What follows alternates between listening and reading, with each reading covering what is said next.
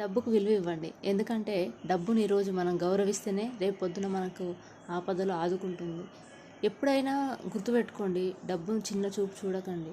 డబ్బు ఉంటేనే రెస్పెక్ట్ వస్తుంది, డబ్బు ఉంటేనే అవసరాలు తీరుతాయి. మనకి మొన్న కరోనా టైంలో చాలా అంటే చాలా ఇబ్బందులు పడ్డ వాళ్ళు ఉన్నాం. అందరం పడ్డాం, ఒక్కరని కాదు. ఎవరైతే ఇస్తారో, ఎవరైనా ఒక సాయం చేస్తారేమో, ఎవరైనా హెల్ప్ చేస్తే కొంచెం మనకి ఈ పూట గడుస్తుందేమో అనేది చూసిన రోజులు చాలా ఉన్నాయి. అలాంటి పరిస్థితి రావడానికి కారణం ఎవరండి? మనమే కదా.